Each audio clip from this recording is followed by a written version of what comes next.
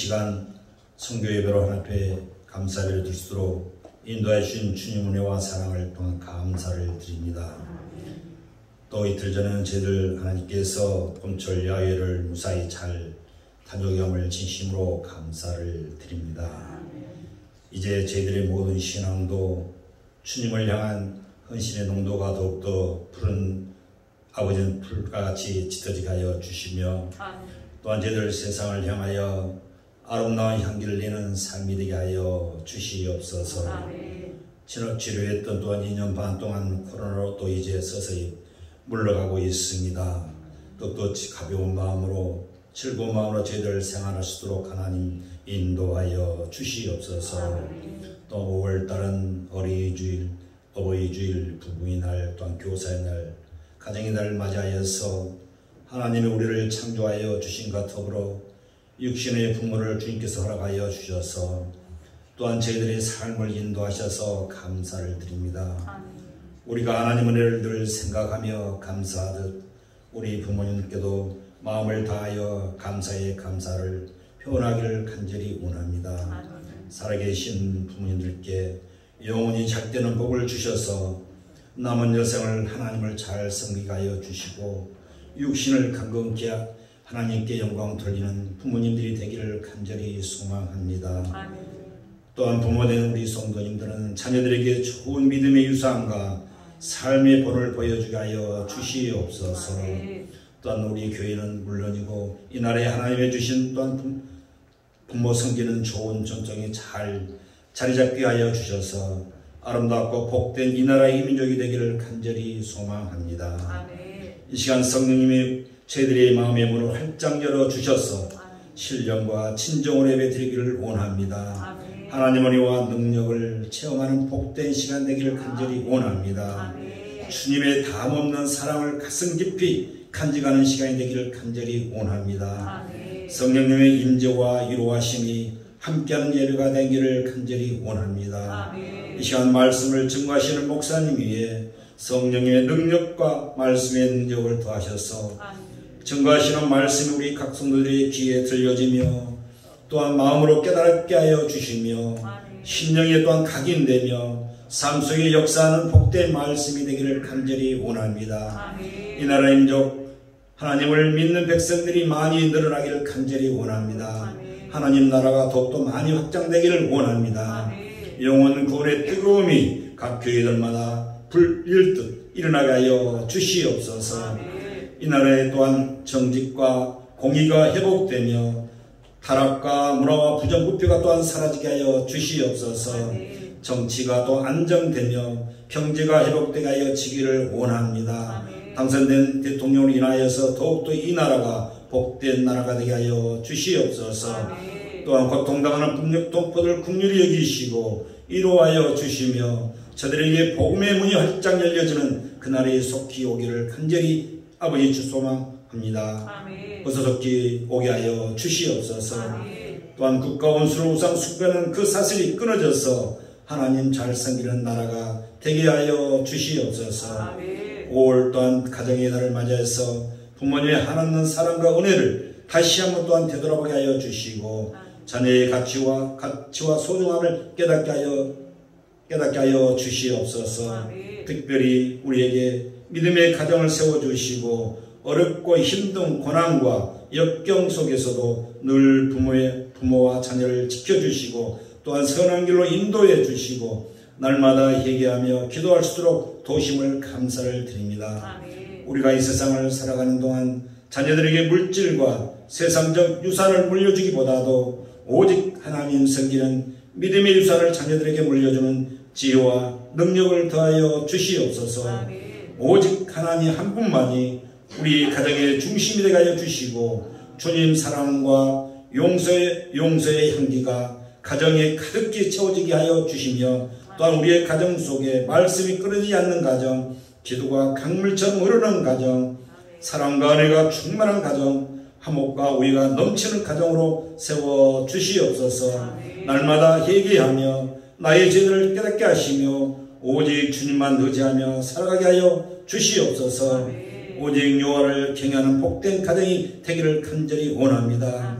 또한 오늘 또 이 자리에 나오지 못하는 사랑 우리 식구들 너무나도 많이 있습니다. 그들을 마음을 열어주시고 이제 코로나가 멀리 간 것처럼 우리의 믿음도 나태했던 모두 다 사라지게 하여 주시고 5월달 새날을 맞이해서 아버지 모두가 다 한마음 한뜻이 되어서 하나님께 영광 돌리며 나오지 못하는 모든 심령들이 다음 주에는 다 나와서 이제 새로운 마음으로 하나님께 영광 돌릴 수 있는 귀한 저희들이 다 되게 도와주시옵소서. 또 오랫동안 병석에 누워있는 사랑하는 모든 식구들에게도 하나님께서 한량한 은혜를 베풀어 주시고 여호와 라파의 능력이 그들 모두 각자에게 임하게 하여 주시옵소서. 오늘도 모두 드려진 우리의 심령과 우리의 마음에 하나님께서 한량한 은혜를 베풀어 주실 믿사오며 살아계신 예수 그리스도의 이름으로 간절히 기도드리옵나이다. 아멘.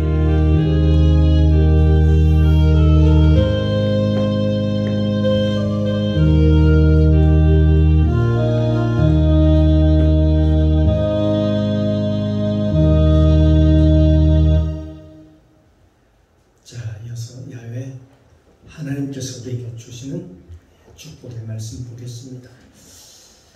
신약성경 마태복음 5장 1절로 5절까지 말씀입니다. 제 성경책 신약성경 후면에 있습니다.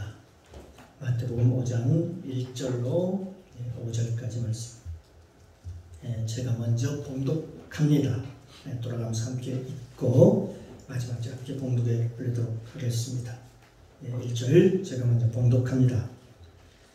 예수께서 무리를 모시고 산에 올라가 앉으시니 제자들이 나온지라 입을 열어 가르쳐 가라사대 심령이 가난한 자는 복이 있나니 천국이 저희 것이며 애통하는 자는 복이 있나니 저희가 위로를 받을 것이며 5절 함께 읽겠습니다. 온유한 자는 복이 있나니 저희가 땅을 기업으로 받을 것이며 아멘. 아버지 하나님 주님의 크신 은혜에 감사합니다. 한 주간 하나님 은혜 가운데 지켜주시고 오늘 또 복된 날 주셔서 하나님 앞에 나와 이렇게 주님을 찬송하고 마음으로 믿어 의에 이르고 입으로 신하여 구원받는 놀라운 하나님의 역사가 일어나게 하심을 감사합니다. 아멘. 오늘 또 말씀을 통해서 우리 깨닫는 지혜를 주옵소서. 아멘.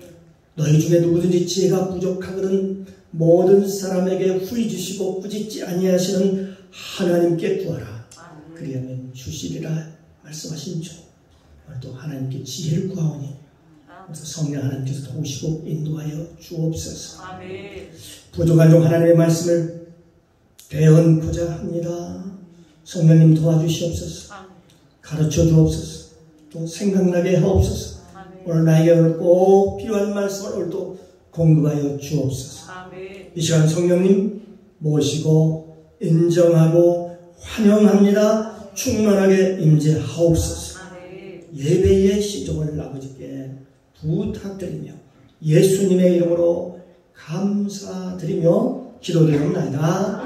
아멘. 할렐루야. 옆에 분과 인사 한번 나눕니다. 주님의 이름으로 사랑합니다. 한번 다시 한번 인사 나눕니다. 당신은 하나님의 모시기에 두고 보기에도 귀한 사람입니다. 복된 사람입니다. 복덩어리입니다. 복댕입니다. 하나님이 저와 여러분을 이렇게 복되게 보십니다. 우리도 서로 귀하게 여기게 해주죠. 오늘 또 주님의 은혜가 저와 여러분 가운데 충만하게 임재하시기를 주님의 이름으로 축복합니다. 아멘. 오늘 함께 은혜를 나눌 말씀의 제목은 팔복. 많이 들어보셨습니다. 팔복이라는 제목을 가지고 함께 은혜를 나누겠습니다. 이 팔복은 마태복음 5장에서부터 시작이 되죠. 산상수훈의 팔복이라고 하는 것은 무엇인가? 이 팔복은 성경의 구약과 신약이 있죠. 구약을 총정리해 놓은 것과 같습니다. 그러니까 이 산상수훈의 팔복이라고 하는 것은 구약의 모세오경이 있죠. 모세오경, 창세기, 출애굽기, 레위기, 민수기, 신명기까지 이걸 모세오경이라고 하는데 이것을 총 방단책인데 그걸 총 정리해 놓은 것 같은 그런 요약된 책이다. 요약된 내용이다. 그렇게 얘기할 수 있습니다. 좋아, 여러분들이 오늘 보는 그 마태복음 5장 1절부터 12절 팔복이 거기에 설명이 되고 있는데요. 이것을 잘 이해한다면 우리가 구약 전체 전부를 이해하는 것과 같습니다. 예수께서 말씀하시는 내용을 보면 참으로 신기하게만 합니다. 왜냐하면 어떻게 이 말씀을 한마디로 이렇게 구약에 있는 그 방대한 내용의 말씀을 어떻게 구약 전체를 그렇게 요약할 수 있는가 하는 것입니다. 구약에 풀어지지 않은 문제가 신약에 와서 예수님께 와서 드디어 신약에서 싹 다 풀어진 것을 볼 수가 있습니다. 그러니까 예수님께서 내가 율법을 폐하러 온 것이 아니라 그러니까 온전하게 하러 왔다라고 말씀하고 있는데 그 말씀이 참으로 이해가 되는 것이죠. 우리가 구약에서 이게 무슨 말씀인지 또 이해가 되지 않는 그런 내용들도 예수님께서 말씀하시는 그 사복음서를 보면은 그 하나하나가 실타래처럼 다 이렇게 풀어지는 것을 볼 수가 있습니다.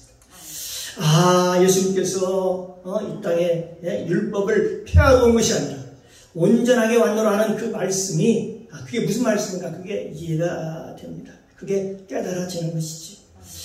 마태복음 5장에 나오는 산상수훈 팔복이라고 하는 것은 굉장히 그런 의미에서 굉장히 중요한 의미가 있는 것입니다. 왜냐하면 이것은 이 팔복은 우리가 어떻게 신앙생활을 해서 또 결과적으로 마지막 어떻게 천국에 가는 것까지 아주 자세하게 설명해 놓고 있기 때문에 그렇습니다. 자세히 나와 있기 때문에 그렇습니다. 첫째로 이 팔복 중에 가장 큰 복은 심령이 가난한 자는 복이 있나니 천국이 저의 것입니다. 그렇게 말씀하고 있지요. 그런데 심령이 가난한데 우리가 생각해보자. 심령이 가난한데 천국이 왜 저희 것이라고 그렇게 얘기를 했을까요? 이 팔복에는 천국의 첫 번째로 나오죠. 그 다음에 마지막 6번째, 7번째, 8번째 마지막에 2번이 나옵니다. 천국에 대한 얘기가. 이 첫 번째 천국은 심령 천국을 얘기합니다. 심령 천국을 의미합니다. 두 번째는 하나님의 나라, 그 천국. 그래서 팔복 마지막에 하나님의 나라에 대해서 천국에 대해서 말씀하고 있습니다. 그러니까 마음의 천국, 심령 천국과 하늘나라의 천국 두 개가 있죠. 그러면 우리 마음의 천국은 언제 이루어지느냐, 우리 심령의 천국은 언제 이루어지느냐, 그걸 보면은 여기 오늘 본문의 말씀인데 우리의 심령이 가난할 때, 하나님의 나라가 우리 가운데 임한다, 그렇게 말씀하고 있습니다. 그러니까 우리가 요한일서에 보면 요한일서에 얘기한 대로 육신의 정욕과 안목의 정욕과 이승의 자랑, 이것은 하늘로부터 온 것이 아니라 바로 이 세상으로부터 온 것이라고 말씀하고 있습니다. 우리의 마음이 이런 것은 어떤 것입니까? 육신의 정욕과 안목의 정욕, 눈으로 보는 것, 이생의 자랑, 이것으로 가득 들어차 있는 사람들은 그 마음의 천국을 누릴 수가 없다라고 하는 것이죠. 그러니까 심령이 가난한 자에게는 이 세상의 가치관이 변한 자이기도 합니다. 우리가 세상에 대한 어떤 욕심과 탐욕을 버린 자입니다. 그런 가치관의 변화를 이룬 사람을 의미하는 것이죠. 그래서 예수님께서는 누가복음 4장 18절의 말씀에 보면 주의 성령이 내게 임하셨으니 이는 가난한 자에게 복음을 전하게 하시고, 여기 보면 누구에게 복음을 전하는 거야? 가난한 자에게 복음을 전하게 하시려고 라고 나와 있습니다. 내게 기름을 부으시고 나를 보내사 포로된 자에게 자유, 눈먼 자에게 다시 보게 함을 전파하며 눌린 자를 자유롭게 하고 주의 은혜를 전파하게 하게 하심이라 라고 누가복음 4장 18절에 말씀하고 있는데요. 주의 말씀에 주의 성령이 내게 임하여 있는데 누구에게 복음을 전하게 하시려고 하느냐? 이게 성경을 보면은 가난한 자에게라고 그랬어요. 가난한 자에게. 여기 가난한 자에게라고 하는 것은 오늘 복음서에서 오늘 보듯이 심령의 가난한 자에게를 의미합니다. 예. 심령의 가난한 자는 복이 있나니 천국이 저희 것이며. 그 말씀하실 때 그러니까 이 하나님의 복음은 어떤 자에게 임하느냐? 하나님의 복음은 어떤 자에게 임하느냐? 그 마음에 탐욕과 욕심과 탐욕이 가득 창려가지고 하나님을 사모하고 진리를 추구하는 자입니다. 인생이 어디서 와서 무엇 때문에 살며 어디로 가는지를 깨닫고자 하는 자, 늘 숙고하고 그런 사람들에게 하나님의 성령이 임하고 복음이 증거된다고 하는 것입니다. 사랑하는 성도 여러분, 우리가 예수를 믿으면 마음에 천국이 임하지 않습니까? 우리가 예수를 처음 믿는 순간 우리 마음에 정말 천국이 임하는 것입니다. 천국이 말입니다. 하나님 나라가 임하는 것을 우리가 알 수가 있죠. 그 기쁨이 충만하고 은혜가 가득하고 세상은 온데간데 없고 오직 예수만 보이더라 라는 그런 고백을 하는 분들을 볼 수가 있습니다. 우리가 기쁨과 찬양으로 하나님께 영광 돌리시는 은혜가 저와 여러분 가운데 있기 때문에 그렇습니다. 그러면 이 팔복 중에 이 두 번째는 뭘까요? 두 번째, 애통하는 자는 복이 있나니 그렇습니다. 애통하는 자는 복이 있나니 저희가 위로를 받을 것이며 라고 말씀하고 있죠. 우리 마음에 천국이 이루어지면 왜 애통하느냐 하는 것이죠. 우리 한번 가만히 생각해보세요. 마음에 천국이, 내 마음에 하나님 나라가 임하면 왜 애통하느냐 하는 거지요. 다시 말하면 지난날에 우리가 세상으로 살았던 것들, 그 다음에 그게 죄인지를 모르고 살았던 것, 우리가 세상을 살아갈 때의 그런 세상적 가치관, 이것이 죄라고 하는 것을 모르고 살았던 것이죠. 그러니까 안식일 날에도 다 내가 내 날인 줄 알고 주일날을 담일하는 분 많이 있죠. 교회 나오지 않고 등산을 한다든가 골프를 친다든가 사업을 한다고 주일날 범하고 저 친구들 만나서 술 취하고 방탕하고 이런 것들이 다 죄인 줄을 몰랐죠. 그냥 그게 하나의 즐거움인 줄 알았지. 그게 또 하나의 일상적으로 벌어지는 교제인 줄 알았지. 그게 세상을 살아가는 지혜로운 방법이라고 알았겠지. 그러니까 예수를 믿고 나서 보니까 이 안식일을 범한 것, 우리가 또 11조를 내 마음대로 성경에 보면은 말라게 나와 있습니다. 내 마음대로 쓰고 내 마음대로 성경에 보면 도둑질한다고 얘기하고 있습니다.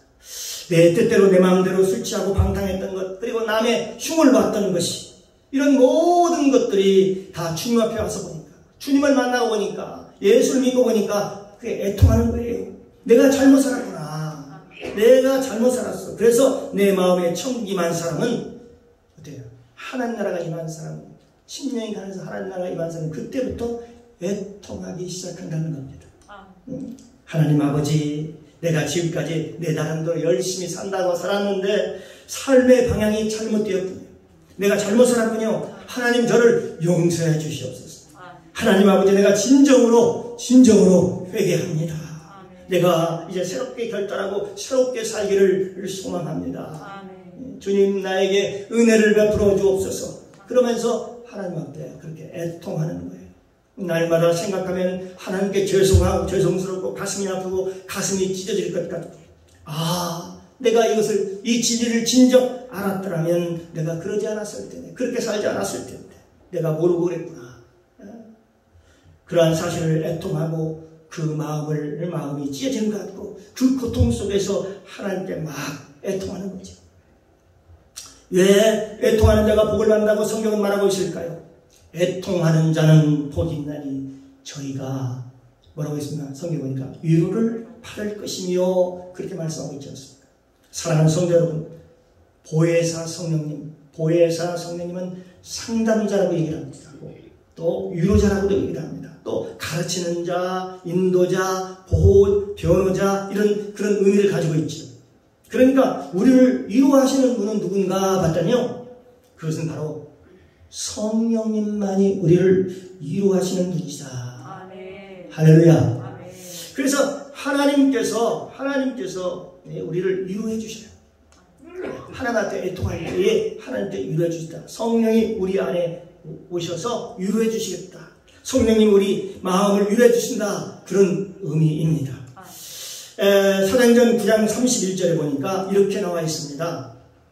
그리하여 온 유대와 갈리아와 사마리아의 교회가 평안히 든든히 서가고 주를 경외함과 성령의 위로로 진행하여 수가 더 많아지더라. 그러니까 성령의 위로라면 성령의 위로로 진행하여 그 수가 많아지더라. 이렇게 기록하고 있습니다. 이게 성령님의 위로가 있다라는 것이죠. 성령께서는 우리를 위로해 주시라는 겁니다. 우리가 애통할 때에 정말 우리가 괴로워할 때에 성령께서 그래 알았다. 내가 잘못한 것 나도 알고 있다. 괜찮다. 이제라도 네가 깨달았으니 늦게라도 깨달았으니 그래 너무나 애통하지 말거라. 그러면서 우리 마음속에 성령께서 한량없는 은혜를 부어주시고 사랑을 부어주시고 우리에게 긍휼을 베풀어 주시면서 우리를 위로해 주시더라는 겁니다. 요한복음 14장 18절 말씀에 보면 내가 너희를 후화같이 버려두지 아니하고 너희에게로 나오리라. 너희에게로 오리라. 그렇게 말씀하십니다. 내가 너희를 후화같이 버려두지 아니하고 너희에게로 와서 너희를 위로한다라고 말씀하고 있습니다. 또한 요한복음 14장 16절에 이하에 보니까 보혜사는 성령이라고 아까 위로자라는 그런데 보혜자 성령이라는 얘기를 하고 있습니다. 내가 아버지께 구하겠으니 내가 또 다른 보혜사를 너희에게 주사 영원토록 너희와 함께 하시리니 그는 진리의 영이라. 성령이라는 게 세상은 능히 저를 받지 못하나니 이는 저를 보지도 못하고 알지도 못함이라. 그러나 너희는 저를 아나니 저는 너희와 함께 거하시며 너희 속에 계시겠으니라. 성령님이 우리와 함께 계시고 우리 속에 계시면서 때에 따라 우리가 하나님 앞에 나가서 잘못한 걸 애통할 때 성령님의 위로가 임하는 줄로 믿습니다. 내주하신 하나님의 성령이 우리 안에 계셔서 늘 우리를 위로하시고 보호하시고 가르쳐주시고 상담해 주시겠다는 겁니다.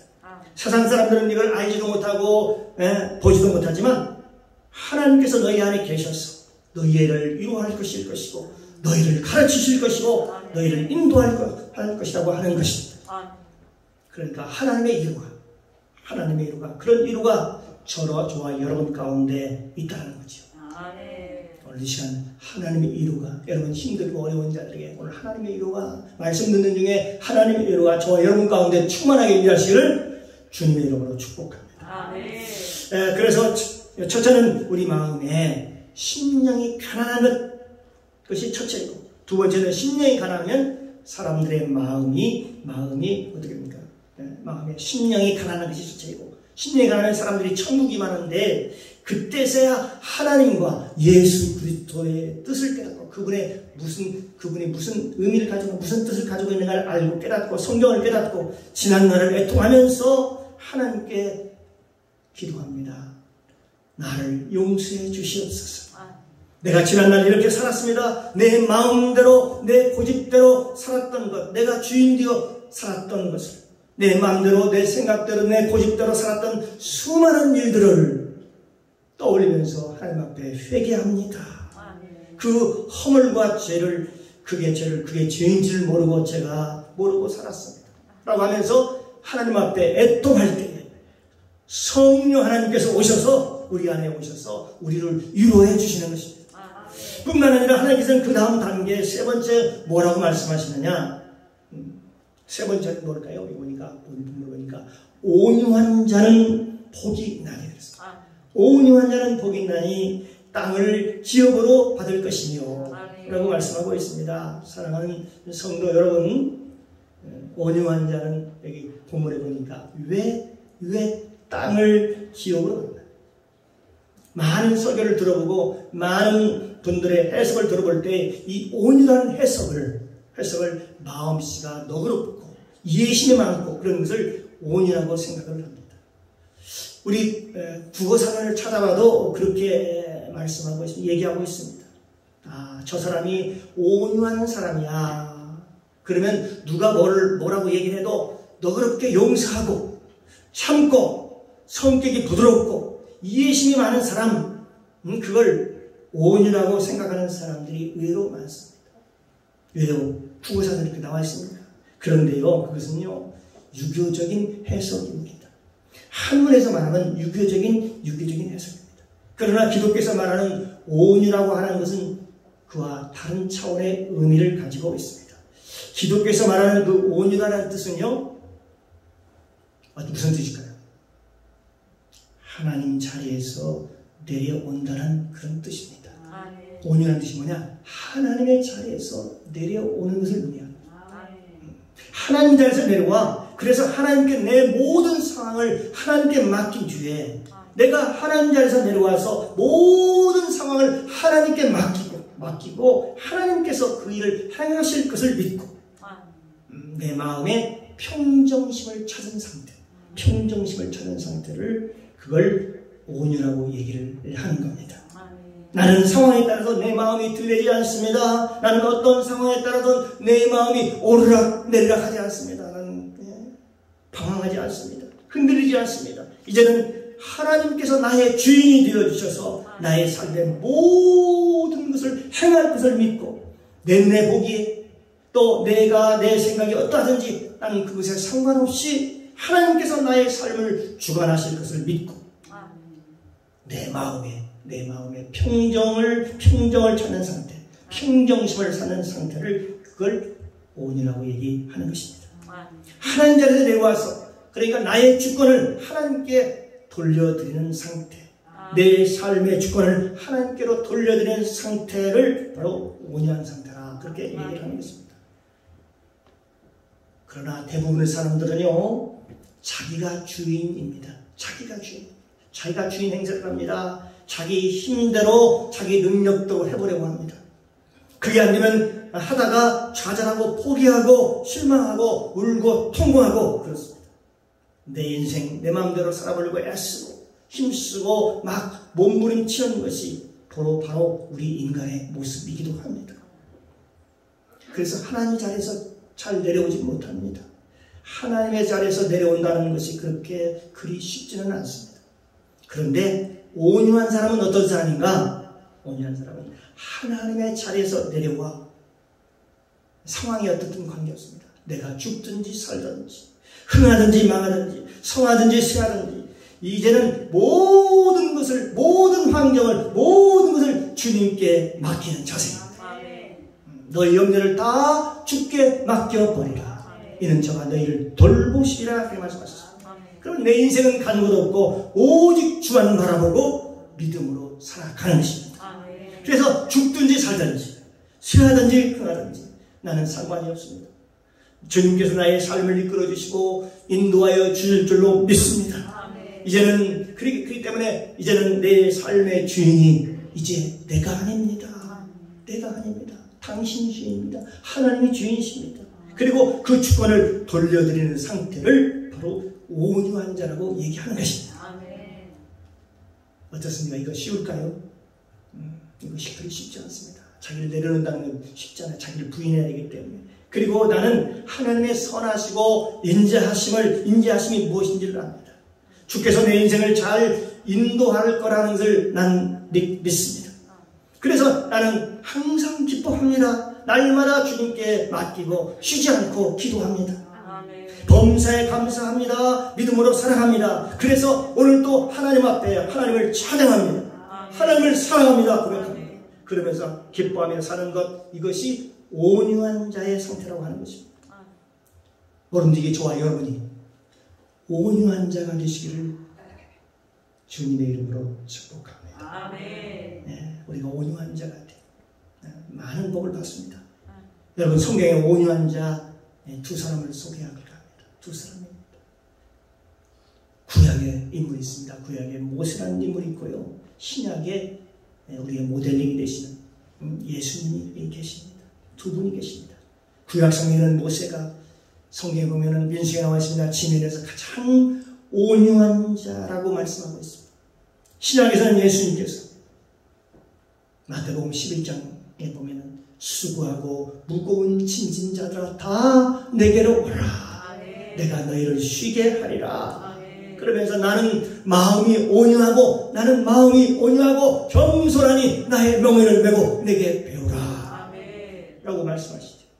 지금 말씀하시면서 나는 마음이 온유하고 겸손하니 내게 와서 배우라고 말씀하십니다. 그런데 그 모세와 신약의 예수님이 어떻게 온유함을 우리에게 보여주었는가 하는 것입니다. 여러분, 모세라는 사람은 그 당시에 성경에 쭉 보면 모세라는 사람은 대단한 능력이 있었습니다. 애굽의 바로 왕과 싸워서 이긴 사람입니다. 홍해수를 갈랐던 사람입니다. 마라의 쓴물을 단물로 바꾼 사람이었습니다. 무리바의 반석을 쳐서 샘물을 나오게 했던 사람입니다. 그가 기도할 때 하늘에서 만나가 40년 동안 내렸습니다. 그가 기도할 때 불기둥으로 그들을 호위하고 있었습니다.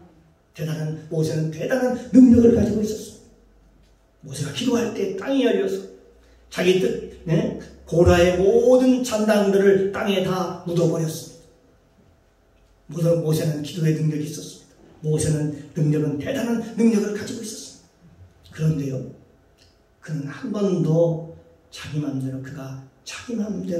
뜻대로 한 적이 없었다라고 하는 것입니다. 이게 중요한 것이죠. 모든 일이 발생할 때마다, 어려운 일이나 어떤 장애물이 만날 때마다 그는 하나님께 엎드렸고 하나님께 무릎을 꿇고 하나님께 맡겼습니다. 그의 마음은 늘 평정심을 유지했습니다. 평정심을 찾고 있었습니다.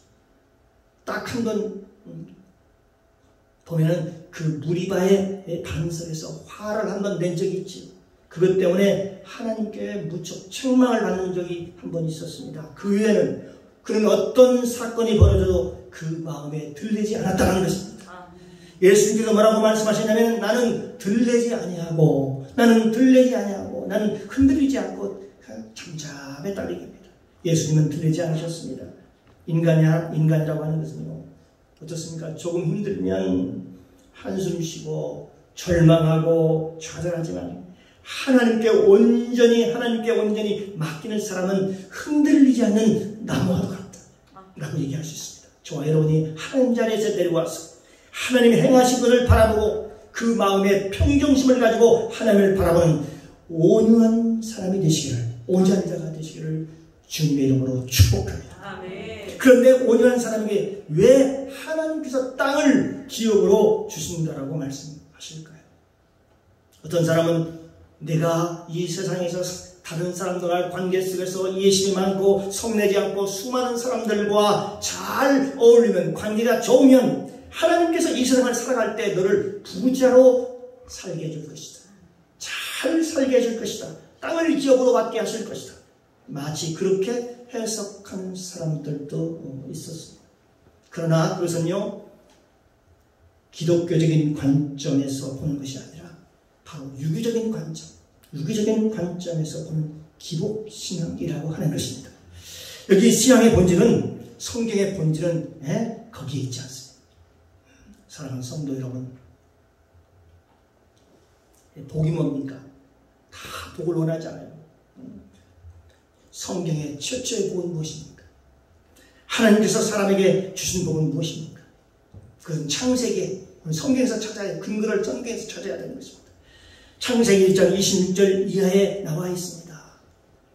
26절에 보면 하나님이 가라사대 우리의 형상을 따라 우리의 모양대로 사람을 만들고 그로 바다의 물고기와 공중의 새와 육축과 온 땅에 기는 것과 이런 모든 것을 다스리게 하시고, 하나님의 자기 형상 곧 하나님의 형상대로 사람을 창조하시되 남자와 여자를 창조하시고, 하나님이 그들에게 복을 주시며 하나님이 그들에게 이르시되 생육하고 번성하여 땅에 충만하라. 땅을 정복하라.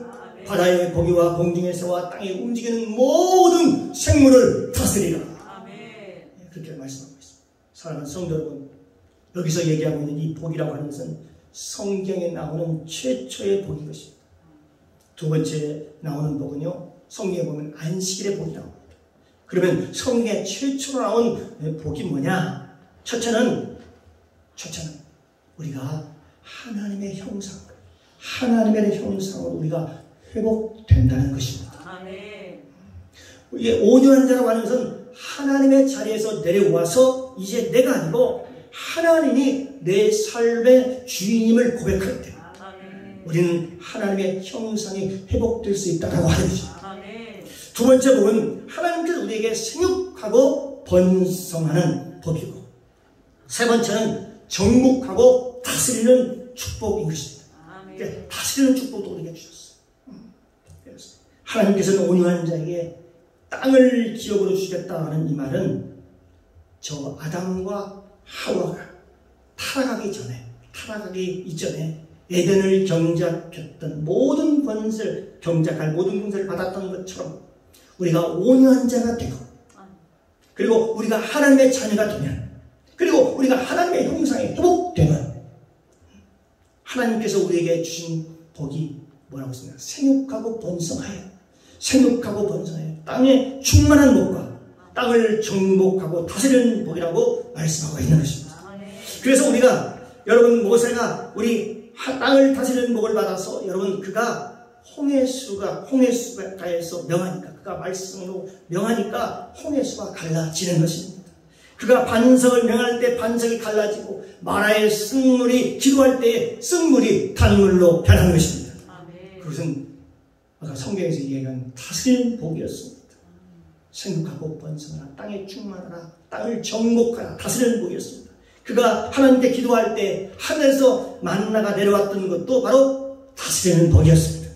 예수님께서 풍랑을 일 때에 풍랑을 잠잠케 했던 것도, 잠잠케 하고 다스렸던 것도, 그것도 다스리는 복이었습니다. 죽은 것을 살리는 것도 다스리는 복이었습니다. 이 총체적인 복에 대해서요, 이 구약과 신약이 서로 연관이 잘 되어 있어요. 유기적인 관계로 되어 있습니다. 그래서 신명기 28장에 말씀하고 있지요. 예? 신명기 28장에 보면 집에 오면은 그 집이 복을 받고, 들에 가면 들이 복을 받고, 집에 오면 집이 복을 받고, 외양간에 가면 무향이 저 복을 받고, 떡반죽 그릇에 손을 넣으면 그 떡반죽 그릇이 복을 받느니라. 한마디로 하면 네가 복의 근원이니라, 그렇게 말씀하고 있습니다. 사랑하는 성도 여러분, 여기 창세기 12장에도 나와 있지요. 여호와 하나님께서 아브라함에게 이르시되 너는 본토 친척 아비 집을 떠나 내게 지시한 땅으로 가라. 내가 너로 큰 민족을 이루고 내게 복을 주어 내 입을 창대케 하니 너는 복이 될지라. 너를 축복하는 자에게 내가 복을 내리고 너를 저주하는 자에게 내가 복을 내리라. 저주를 주겠다, 그렇게 말씀하고 있죠. 그러니까 아브라함에게 주신 복, 그것은 위대한 복이었습니다. 너희가 땅을 기업으로 받는다고 말씀하실 때 그 받는 이 복은요, 여러분, 우리가 기도했기 때문에, 우리가 100일 기도했기 때문에 그 기도한 내용을 딸랑 그거 하나 복을 주시고, 우리가 금식했기 때문에 그 내용, 금식한 기도의 목적에, 그 목적에 해당하는 딸랑 그 복을 하나, 그걸 이루어지고, 마치 여러분이 이삭 죽기 하죠. 이삭 죽기식으로. 그런 신앙이 아니고, 그런 루시, 보아스의 신부가 되기 전에 하나의 이삭을 줍는 그런 여인의 복, 그런 복은 진짜 복이 아니라는 것입니다. 진짜 복은 무엇일까? 그러면 진짜 여러분이 복 있는 사람이 되는 것입니다. 내가 복 있는 사람이면 뭐 관계가 없지, 어디 가도 복을 받아요. 신명이나 들어가도 복을 받고, 가지에서 복을 받고, 떡반죽에 복을 받고, 우양에도 복을 받고, 다 복을 받게 되는 거죠.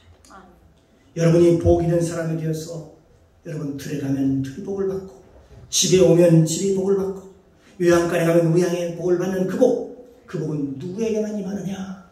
누구에게만 임하느냐? 바로 온유한 자에게, 오늘 세 번째 담긴 온유한 자에게 임한다라고 하는 사실. 이 온유한 자, 하나님 자리에서 내려온 자입니다.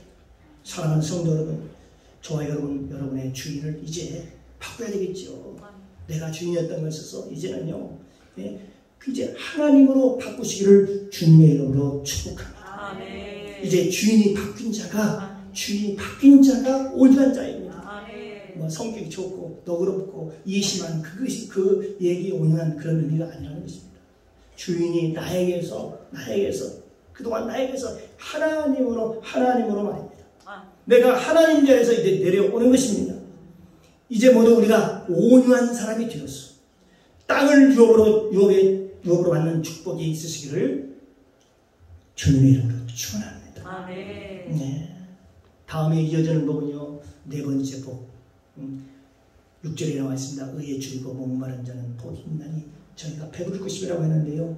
네, 우리가 지금 8복 중에서 지금 세 가지 복을 나눴습니다.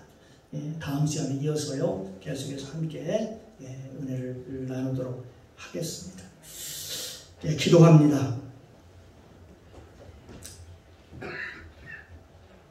사랑해 주님 감사합니다. 오늘도 생명의 말씀을 통해서 진정한 복이 무엇인지를 깨닫게 하시니 감사합니다. 성경에 깨닫지 못하는 사람은 멸망하는 짐승과 같다라고 했으니 오늘도 이 말씀을 듣고 깨달음의 지혜를 더하여 주옵소서. 소위 세상에서 말하는 복과 예수님께서 말씀하신 복이 다름을 알게 하시고 깨닫게 해주셔서 우리의 눈을 열어서 진정한 복을 찾고 구하고 두드리는 자 되게 하옵소서. 그래서 첫 번째 심령천국부터 시작하여 이 땅에 천국을 누리며 살다가 그 마지막 저 하늘의 소망까지 이어지는 천국이 임하게 하고 천국을 누리게 하옵소서. 감사드리며 예수님의 이름으로 기도드리옵나이다. 아멘.